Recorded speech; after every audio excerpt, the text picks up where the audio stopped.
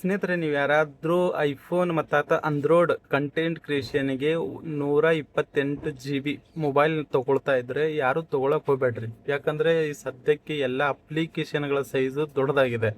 ನೀವು ಮಾಡೋ ಪ್ರತಿಯೊಂದು ವಿಡಿಯೋಗಳು ಕೂಡ 400 MB ಮತ್ತು 500 MB 1 GB ಹೋಗುತ್ತೆ. ಅದಕ್ಕೋಸ್ಕರ ಹೋದಾಗ ತೊಗೊಂಡು 3-4 ತಿಂಗಳಿಗೆ ನಿಮ್ಮ ಸ್ಟೋರೇಜ್ ಫುಲ್ ಅಂತ ನಿಮಗೆ ಮೆಸೇಜ್ ಬರೋಕ್ಕೆ ಸ್ಟಾರ್ಟ್ ಆಗುತ್ತೆ.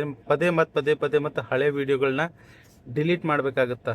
ಅದನ್ನು ನಿಮ್ಮ ಇಶ್ಯೂ ಒಂದು ದಿನದಲ್ಲ, ಪ್ರತಿದಿನ ವಿಡಿಯೋ ಮಾಡ್ತೀರಿ, ಪ್ರತಿದಿನ ಫೋಟೋಗಳು ತೆಗೋತೀರಿ, ಅವಾಗ ಮತ್ತೆ ಹಳೇದನ್ನ ಡಿಲೀಟ್ ಮಾಡ್ತಾನೇ ಇರಬೇಕಾಗುತ್ತೆ. ಇದು ಎಲ್ಲಿವರೆಗೂ ಆ ಮೊಬೈಲ್ ನಿಮ್ಮ ಹತ್ರ ಇರುತ್ತೋ ಅಲ್ಲಿವರೆಗೂ ನೀವು ಡಿಲೀಟ್ ಮಾಡ್ತಾನೆ ಇರಬೇಕಾಗ್ತದೆ. ಅದಕ್ಕೋಸ್ಕರ ಯಾವುದೇ ಮೊಬೈಲ್ ತೊಗೋಬೇಕಾದ್ರೆ 256 GB ತೊಗೊಳ್ರಿ ಮಿನಿಮಮ್. ಇಲ್ಲ ಅಂದರೂ ಕಂಟೆಂಟ್ ಕ್ರಿಯೇಷನ್ ಮಾಡ್ತೀನಿ ಅಂದವ್ರಿಗೆ, ನಾರ್ಮಲ್ ಯೂಸ್ ಮಾಡ್ತೀನಿ ಅಂದ್ರೆ 128 GB ಮೊಬೈಲ್ ಕೂಡ ತೊಗೋಬೋದು.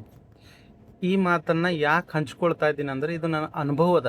ನೀವು ಕೂಡ ತೊಗೊಂಡ್ಬಿಟ್ಟು ಒಂದು ಐಫೋನ್ ನೀವು 15 ಆಗಲಿ 16 ಆಗಲಿ ಯಾವುದೇ ಇವೆರಡರಲ್ಲಿ ಯಾವ್ದು ತೊಗೊಂಡ್ರು ಕೂಡ 128 GB ಸ್ಟಾರ್ಟ್ ಅದ. ನೀವು ಐಫೋನ್ 70ಗೆ ಹೋಗಿದ್ರೆ ಐಫೋನ್ 17 ಮಾತ್ರ 256 GB ಸ್ಟಾರ್ಟ್ ಆಗುತ್ತೆ. ತೊಗೊಂಡ್ರೆ ಅದರ ಏನು ಇಶ್ಯೂ ಇಲ್ಲ. ಇವಾಗ ಲಾಸ್ಟ್ ಇಯರ್ ಬಂದಿರೋ ಮಾಡೆಲ್ ಆಗಿರೋದ್ರಿಂದ ಆ ಮೊಬೈಲಿಂದ ಏನು ಇಶ್ಯೂ ಇಲ್ಲ. ಆದರೆ ಹಳೆ ಮೊಬೈಲ್ಗಳು ತೊಗೊಂಡಿರ್ತಿದ್ರೆ ನೀವು ಯಾವುದೇ ಮೊಬೈಲ್ ತೊಗೊಂಡ್ರೆ 256 ತೊಗೊಳ್ರಿ.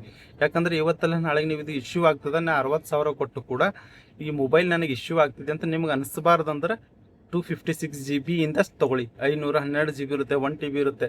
ನಾರ್ಮಲಾಗಿ ನೀವು 256 512 GB ತೊಗೊಂಡಿದ್ರೆ ಅಂದರೆ ನಿಮ್ಮ ಕಂಟೆಂಟ್ ಕ್ರಿಯೇಷನ್ಗೆ ಈಸಿ ಆಗ್ತದೆ.